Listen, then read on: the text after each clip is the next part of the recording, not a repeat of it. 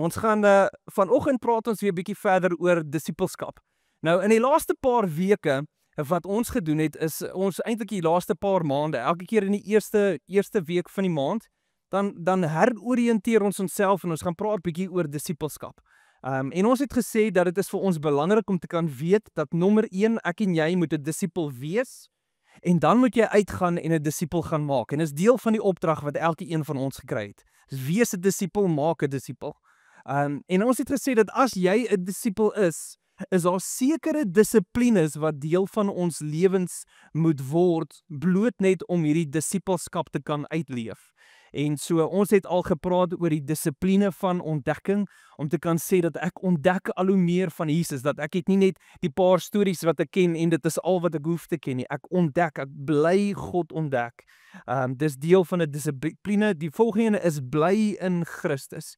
Die konsep dat ek en jy moet verstaan dat jy is in Christus en Christus is in jou, wat beteken dit vorm jou identiteit.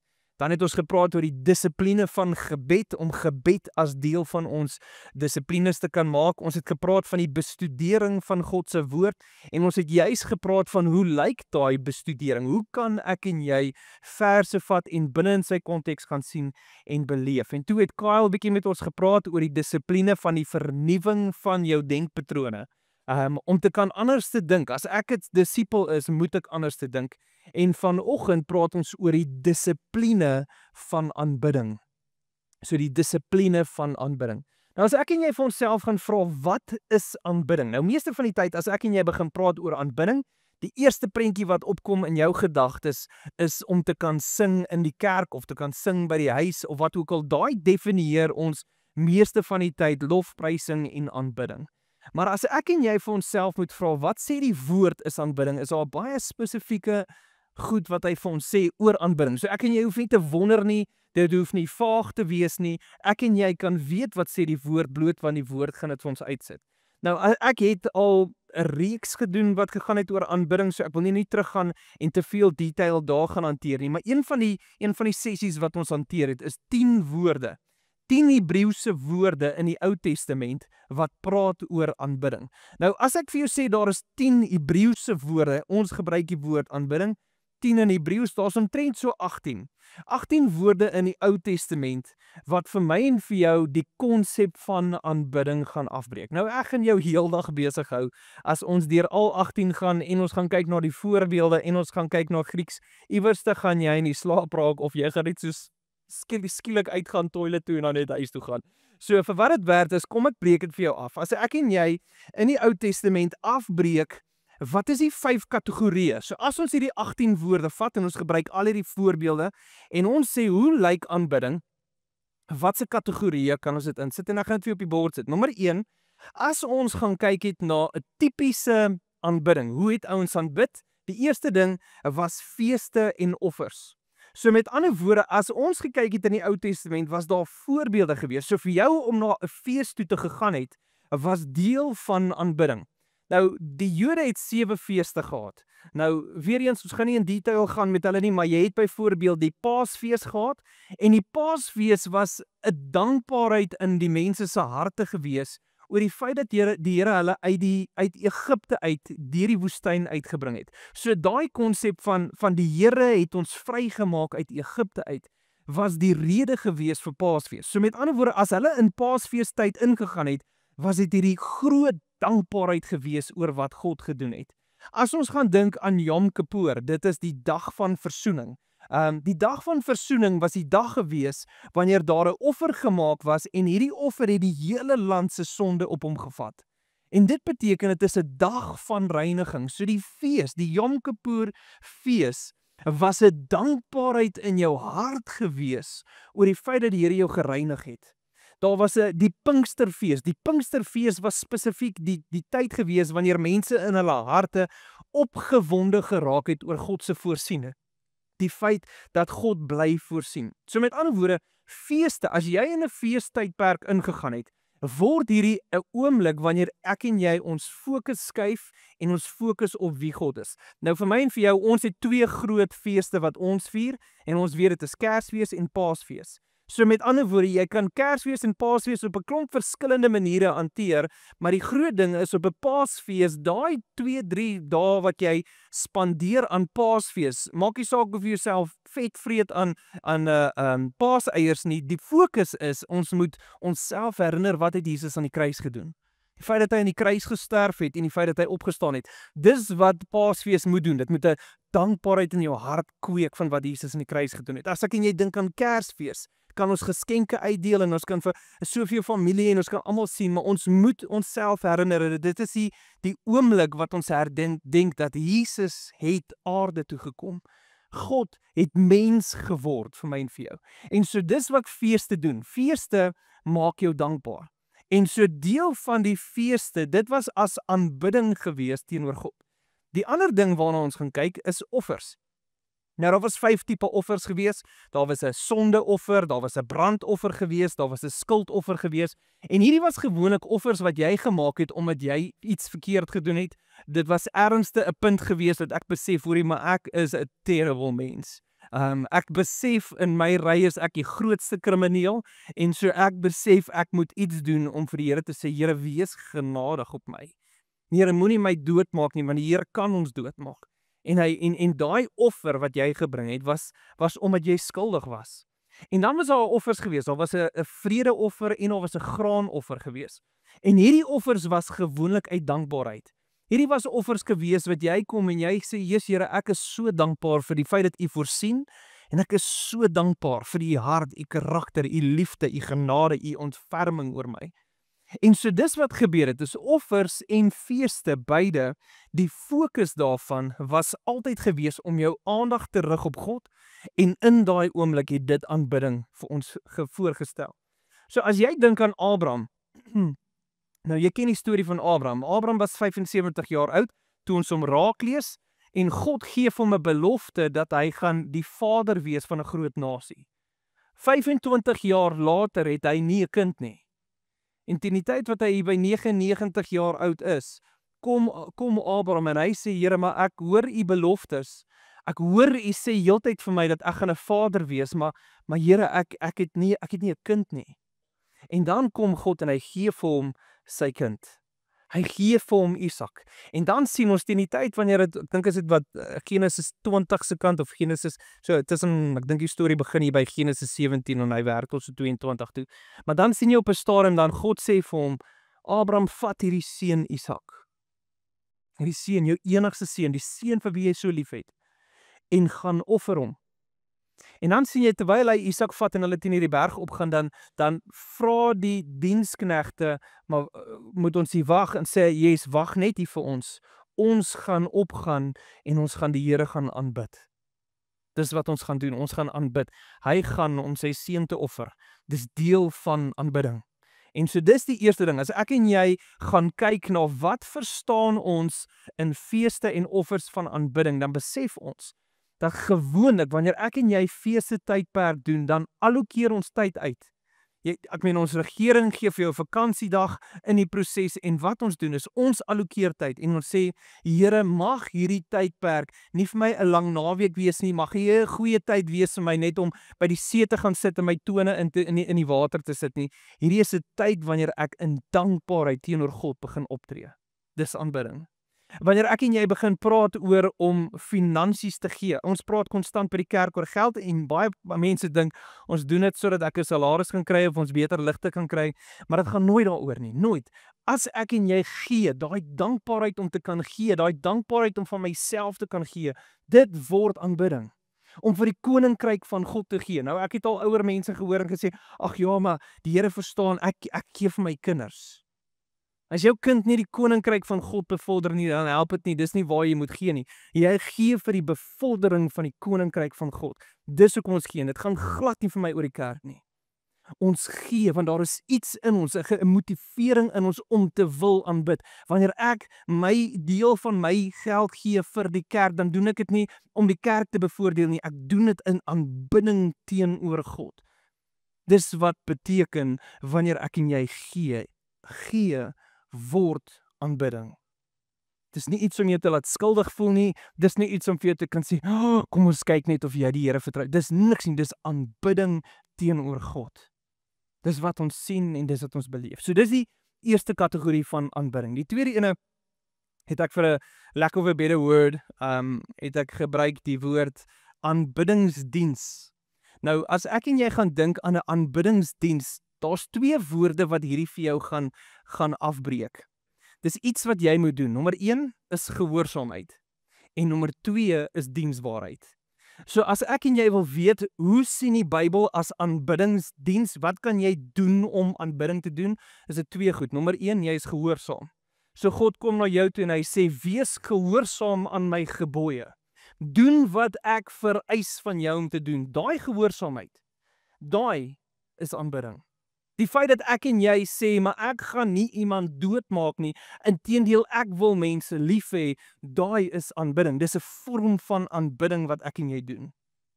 Die ander ene is diensbaarheid, om actually van my tyd te kan gee en deel te kan maak van iets groter as myself.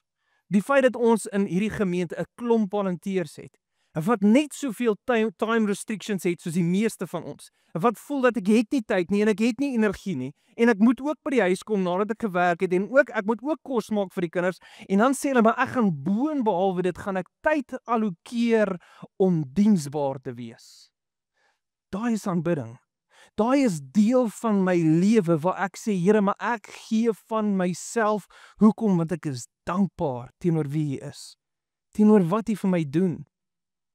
So ons moet verstaan dat aanbidding in homself is ongelooflik belangrik. En dit sien ons in twee goeters, gehoorsaamheid en ons sien dit in diensbaarheid. So as hy praat van aanbiddingsdiens, konstant praat hy oor dit, dat ons iets sal doen of dat ons gehoorsaam sal wees, dat jy sal aksie gee teenoor wat God van my en vir jou verwag. Dan die volgende ene, derde ene, dis om te sing, om te dans, om musiek te maak, om te skree.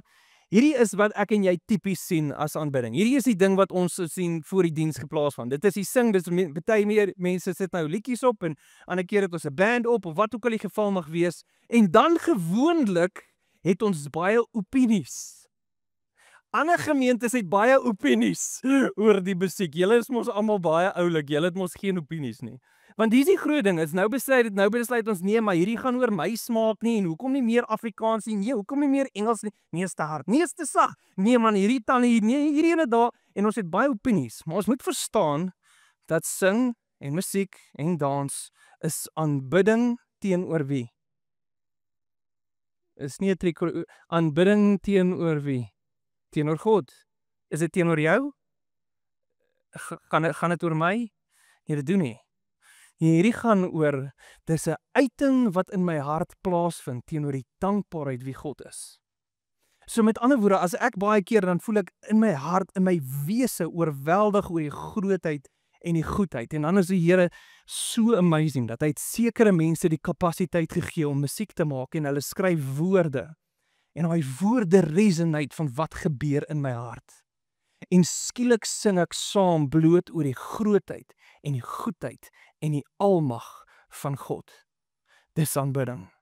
Die feit dat ek kan my hande opsteek en sing, die feit dat ek daai kan doen, is aanbidding. Nie vir 'n show nie, dis nie om iets voor te gee nie, dit is aanbidding teenoor God. Dis wat aanbidding is.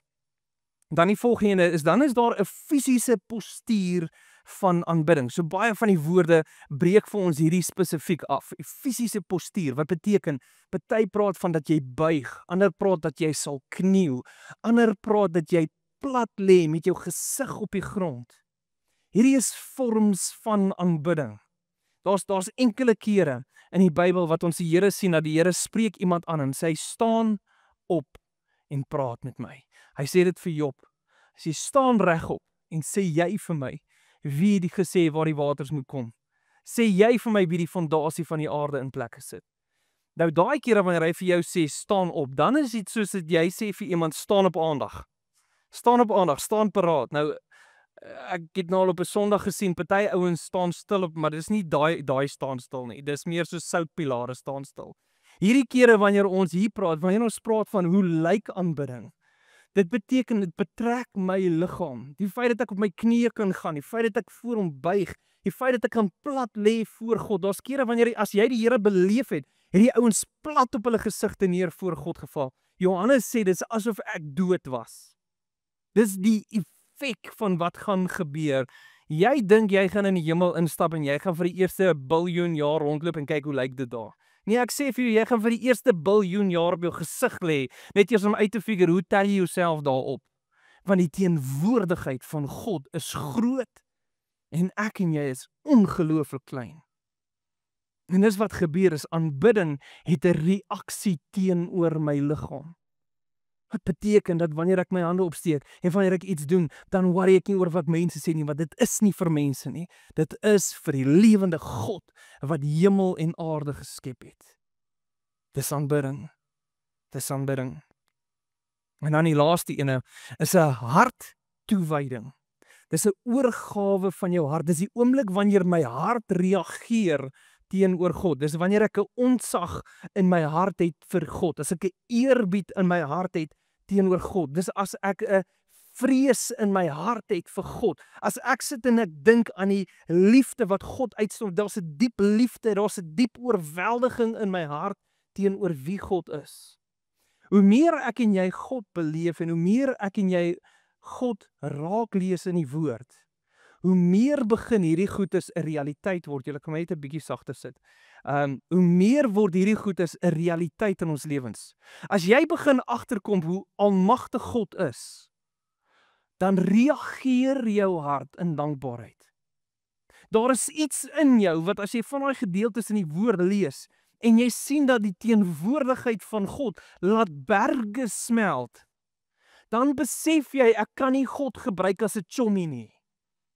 Hoor mooi, ons kan nie God goedkoop maak nie. Daar is iets in ons wat ons moet besef, is ongelooflik lief vir God bloot oor sy genade wat hy uitgestort het.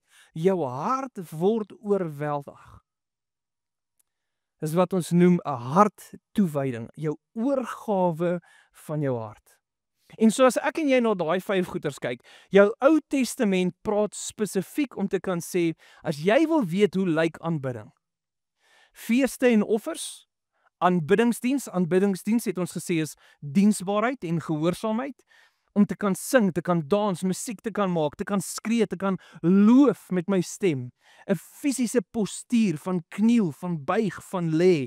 As ek en jy gaan kyk na harttoewyding, teenoor oorweldig word teenoor die karakter van God. Dis wat die Ou Testament vir my en vir jou gee. Wanneer ek en jy in die Nuwe Testament ingaan, dan herhaal hy 3 van daai goeters. Hy herhaal vir ons nommer 1 heel onder harttoewyding en hy sê vir jou dat jy kan nie met 'n leë hart God aanbid nie. Jy kan nie, dis onmoontlik vir jou om dit te kan doen. Die volgende ding wat hy vir jou gaan sê is nommer 2 is aanbiddingsdiens. So as ek en jy dink aan die idee om gehoorsaam te wees, om diensbaar te kan wees, jou Nuwe Testament praat konstant daarvan. En dan die ander ene wat hy spesifiek van praat is die fisiese postuur, die kniel, die buig voor God. Inteendeel daai ene met nommer 4, die fisiese postuur, die Griekse woord is proskuneo. Dit beteken om te buig voor God, om te lê voor hom. En as jy sy direkte vertaling vat, dan praat dit van om so soentjies te blaas. En dan dink ek by myself, as my kinders na my toe hardloop en hulle my 'n soen gee, dan begin hulle al met 'n soentjie postuur 5 tree voordat hulle by my is. Hulle hardloop oos toe, hulle weet nie waar toe hulle hardloop nie. Maar dis iets daarvan wat uit jou binneste uitroep om 'n liefde betoon teenoor wie God is. Soos ek en jy onsself vra, wat sê die woord vir ons? Wat is aanbidding? Dan sê ek, hierso is vir ons 'n voorbeeld. Want as jy wil weet, wat kan ek doen in aanbidding? Dis wat die woord vir ons gee. Nou dis die volgende ding wat my gewoonlik vra is, wat keer dat ek kan bid? Want kyk, ek en jy is nou al goed gesout in kerk toe gaan. Ons weet ons moet aanbid, maar ons doen dit nie. Ek weet, ek moet al hoe meer tyd saam met die Here spandeer en ek weet, maar dit is ongelooflik moeilik vir my en vir jou. Nou vra ek myself, wat is gewoonlik die goedes wat ons keer? Nou moet ek net sê, nommer 1, 'n ongelowige kan nie God aanbid nie. Dit is belangrik om te weet. Ongelowiges kan nie God aanbid nie, want daar is nie die gees van God binne in hulle nie, en as gevolg van die feit dat die gees van God nie in hulle is nie, het hulle geen begeerte in hulle hart om God te loof nie. Ek en jy moet verstaan dat wanneer ons God loof, dan loof ons hom vir sy grootheid en vir sy almag, en as jy dit nie doen nie, jy sal dit nie doen as jy nie gelowig is nie. Dis die basic just daarvan. So as ons nou daai net van die tafel afhaal, is daar 2 major goeders wat maak dat ek en jy nie aanbid nie. Nommer 1 is sonde. Sonde vat jou vrymoedigheid weg. Sonde maak dat ek voel, ek kan nie eers opkyk hemel toe nie. As ek iets verkeerd gedoen het, wil ek nie Bybel lees nie, ek wil nie bid nie, daar's iets in my wat skaam kry, en ek wil wegkruip, en ek wil so ver as moontlik weg van God af wees, in daai oomblik. Dit gebeur met ons almal. Dis dieselfde ding wat gebeur het met Adam. Ons sien dit van die begin af. Toe Adam hulle geëet het en hulle besef hierdie die naaktheid wat oor hulle gekom het, die feit dat hulle nie meer reg is nie, die eerste ding wat hulle gedoen het, is hulle het weggekruip. Hulle het hulle self onttrek, weg van God af. Sonde gaan ons altyd wegvat van aanbidding af. Maar hoor mooi, Jesus het gesterf vir jou sonde. En ek en jy moet 'n switch in ons kop kry, dat sonde my nie moet wegvat nie, maar sonde moet my nader trek aan God, want die enigste een wat jou skoon kan kry, is God. En God in sy wese was ons skoon en hy verklaar jou as onskuldig. En so sonde is eintlik nie supposed om jou weg te vat nie. Wanneer ek sonde doen, is die eerste ding wat moet plaasvind. Wanneer ek so sleg voel en so skuldig voel, is ek gaan terug na die Here toe en sê, Here, ek het alweer. Here, ek is so jammer. Dis wat sonde moet doen. Sonde moet ons dryf na aanbidding toe. So die eerste ding wat my en vir jou keer om aanbidding te doen, is sonde. Die tweede ene is selfgesentreerdheid. Die feit dat ek die belangrikste persoon is in my lewe, maak dat jy nie kan aanbid nie. Hoor mooi, die feit dat jy 'n liefde het vir dit wat jy het. Ek hou van my bed, ek hou van my kussing, ek hou van my huis, ek hou van my kar, ek hou van my werk, hou van al hierdie goeders net beskerm word. Dis wat vir my belangrik is. Solank ek net niks van my goeders ernstig, en as ek kan, wil ek net nog 'n bietjie meer hê. My geldjies moet net nog 'n bietjie meer wees. My huisie moet net bietjie groter wees. En die oomblik wanneer my huis en my geld groter is, dan soek ek net nog 'n bietjie meer. Net 'n nog 'n groter plekkie, net 'n nog 'n meer. Ek wil net meer vakansie kan hou. Dis wat ons wil doen. Daar is 'n selfsugtigheid wat plaasvind en 'n selfgesentreerdheid om myself vorentoe te vat. Op 'n stadium kom Job. En Job is besig om met sy vriende te praat en ons ken Job se storie. En Job worstel met die idee en sy vriende sê vir hom, maar dit is omdat jy sonde gedoen het. En op 'n stadium maak hy die uiting en hy gaan deur alles wat hy moontlik kan verkeerd gaan. Hy sê alles wat as sonde geklassifiseer word, en ek wil hê jy moet hierdie sien. Job 31, dan gebruik hy 'n voorbeeld en hy lees in vers 24. Dan sê hy op 'n stadium, as ek my vertroue gestel het in goud, vir fyn goud gesê het, my veilige toevlug, en as ek my verbly oor al my groot rykdom, ja, omdat my hande geweldig baie bereik het. Vers 28, sou dit ook 'n strafbare sondeskuld wees, omdat ek God daarbo sou verloon. Hy sê die oomblik wanneer ek gaan kyk na al my geld en alles wat ek bereik het en ek staan terug en ek is so trots op dit wat ek gebou het. Hy sê in daai oomblik is op die verkeerdste plek waar jy kan wees. Dis wat gebeur as ek en jy begin kyk en ons beleef ek wil hê wat vir my belangrik is. Alles moet oplyn vir wat ek wil hê. Ons is so consumer driven dat ons as gevolg van consumerism, die feit dat ons net wil hê, kanselleer jy alles in 'n oomblik. Nou, ek het groot geword in Johannesburg. So met ander woorde, daarso as jy instap by 'n plek en hulle het nie iets nie, dan stap jy uit en jy stap 2 blokke verder. Jy stap nie, jy ry 2 blokke verder en dan stap jy by die volgende plek in en dan kry jy wat jy wil hê. En die ouens se diens is amazing. Nou, in die Vrystaat werk dit nie so nie. As jy in die Vrystaat instap en jy sê, het julle dit? Nee, sorry. So wanneer gaan julle dit kry? Jongens, wag nou maar vir die ouens van Johannesburg, seker so 2 weke. Ek wil altyd uitpaas. Of jy stap in by 'n plek en die ene sit op die foon, daai ene lê op die yskas. Hierdie alles, as ek so, ons kan nie kla oor die diens nie, want nou is nie. Dis mos dit, ons almal ken dit. En dis wat gebeur in die Vrystaat. Nou lag ek so, want nou sê ek en my vrou, ons is nou hard aan die werk gewees om ons kom by self nou oor te maak en mooi te maak en nou wil ons teels kry. Nou gaan ons Johannesburg toe en nou is ons op 'n soektog. En skielik op 'n Sondag julle is almal oop. Hoe amazing is dit in Johannesburg, almal is oop. Sondag 2 uur ry ons rond en gaan soek teels. En as jy daar instap, spring die ouens op. Die een ou sê, "Jesus, ons het nie stok nie, maar gee my gou 'n oomblik, ek bel gou een van ons ander takke." Hy bel my, ek dog nee, dis 5 minute hier, vat te lank. Hy kom agter my aangehardloop terwyl ek kar toe stap. "Meneer, ons Boksburg tak, hulle het, jy kan maar by hulle gaan kry." Dis diens. Wat gebeur? Mense raak so consumer driven, dat as jy nie spring wanneer ek sê spring nie, dan kanselleer ek en ek gaan na die volgende plek toe. Ons doen dit met kerke, ons doen dit met skole, ons doen dit met produkte, ons doen dit met alles. Ewe skielik besef ons dat ek moet op die troon sit en almal moet sing vir my. Selfgesentreerdheid maak dat ons nie kan aanbid nie, want dit gaan oor my. Gaan oor wat ek van hou en ek het glad nie 'n worry oor God en wie hy is nie. Daar is 'n ou met die naam Baruch. Jeremia het 'n skrifgeleerde gehad wat saam met hom getravel het. Die ou wat hy was sy skriba. So Jeremia dikteer basies vir die skriba en hy skryf alles neer. Dan sien jy hierdie oues saam met Jeremia en op 'n stadium word hulle in die tronk gegooi en op 'n stadium word hulle gedreig. En op 'n stadium kom hierdie Baruch en hy is in sy wese ongelukkig. En dan lees jy Jeremia 45 en dit is 'n kort hoofstuk. Dink dit is soos 5 verse. En dan kom Jeremia en hy stap na Baruch toe. En hy sê die Here het vir my gesê, jy soek iets beter.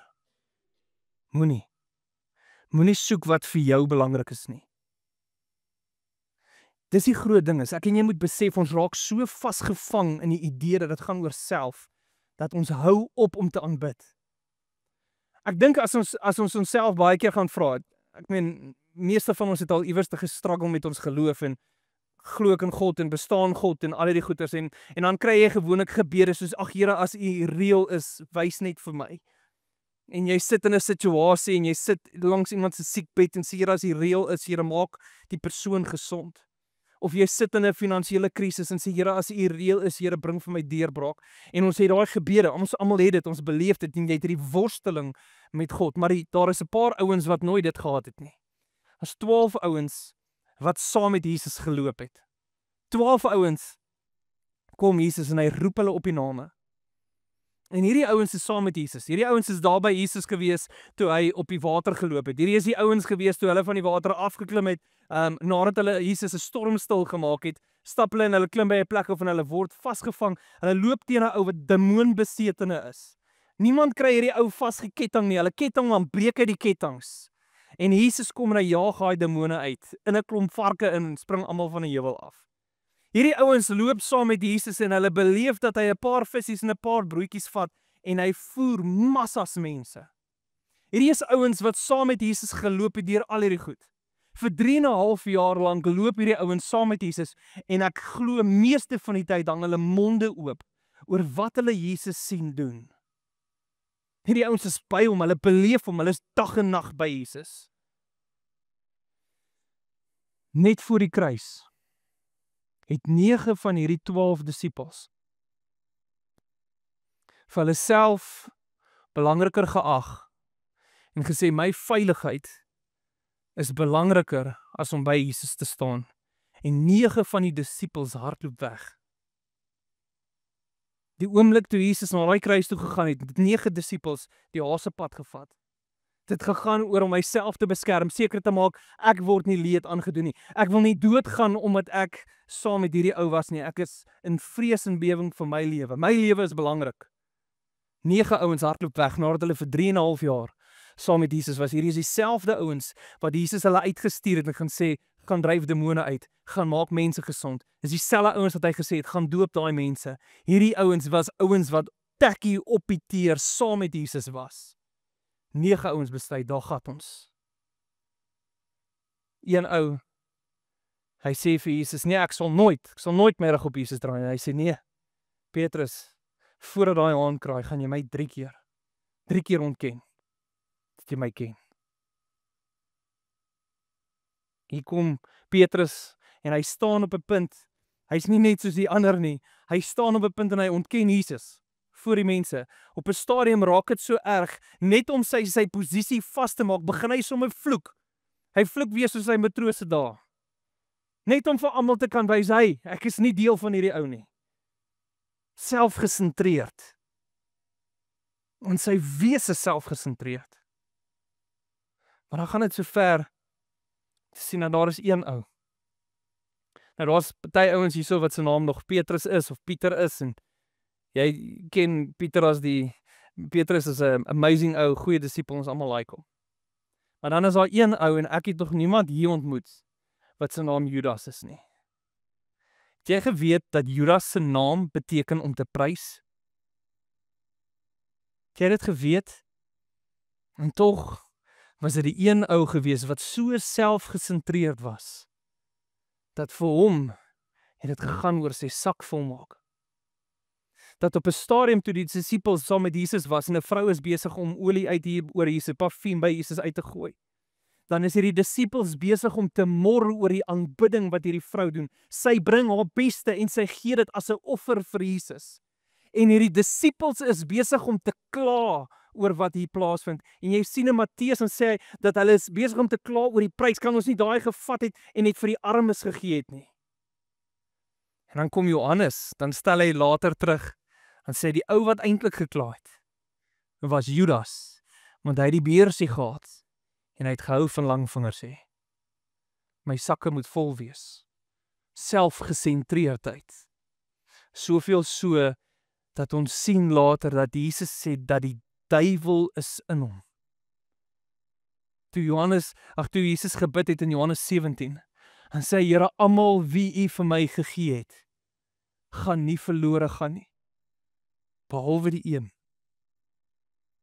Behalwe Judas, wat so selfgesentreerd is, wat Jesus verkoop het vir 30 stukke silwer. Wat keer dat ek en jy nie aanbid nie? Sonde en selfgesentreerdheid. Dat dit gaan oor my. Ek en jy moet verstaan dat as 'n disipel van Jesus is daar 'n dissipline van aanbidding wat moet plaasvind in ons harte. Daar is iets wat moet gebeur in jou hart teenoor wie God is. Daar moet iets in jou hart plaasvind om te kan sê dat ek gaan hierdie aanbidding begin deel maak van my lewe. En so as ek vir myself vra, maar wat kan ek dan doen? So as ek altyd myself vra, wat kan ek doen? Hoe kan ek hierdie ding verander? Dan is vir jou 'n paar goeie praktiese tips. Nommer 1, stel 'n wekker. 1 keer 'n dag. Meeste van ons fone kan dit doen. Jy stel 'n wekker vir 'n spesifieke tyd en hy gaan vir 7 dae weer gaan daai wekker af. En wanneer jy dit doen, stel hy wekker en wanneer hy afgaan, vat 'n oomblik.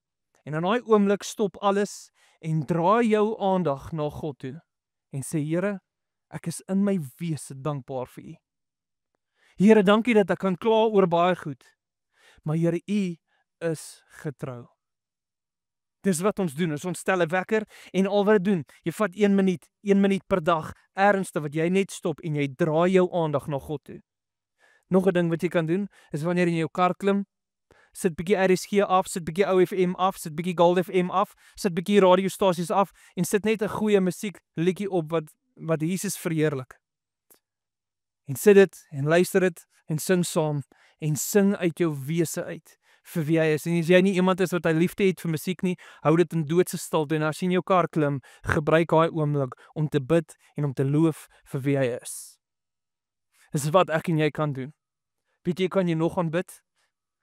Gee. Gee, nie vir die kerksondhalwe nie omdat ek die voorstaande vra nie, maar gee word aanbidding. Die oomblik wanneer ek en jy begin gee, wanneer ek my finansies uithaal en ek begin gee en ek voel dis seer, skielik sien ek dat hierdie jaar gaan alles weer op. Alles gaan weer goed, al die pryse gaan op en skielik begin ek worry oor my budget en skielik begin ek worry, maar gaan ek my kos kan betaal, gaan ek elektrisiteit, dan stop ek alles en ek herinner myself, Here, wie is die een wat voorsien en ek gee. Dis wat ek doen as ek gee. Weet jy wat kan jy nog doen? As jy begin dien. Wanneer dit moeilik raak en wanneer jy tyd knyp en die tyd wanneer jy voel jy is moeg en jy kan nie meer doen, dan dien jy. Dan sê Here, maar hoe kan ek deel wees? Want al hierdie is vorms van aanbidding. Jy kan sê, Here, ek is gehoorsaam. Here, ek kies om gehoorsaam te wees teenoor U. Ek kies om te engage, ek kies om deel te wees van iets groter as ek. Ek en jy moet 'n dissipline kweek in ons hart vir aanbidding. Moenie toelaat dat sonde en selfgesentreerdheid steel nie. Want hoe meer selfgesentreerd daai disippels was, hoe groter was die afval. Net een disipel was voor die kruis saam met Jesus, en dis Johannes. Net een. Ek en jy kan kies hoe gaan ons harte oriënteer.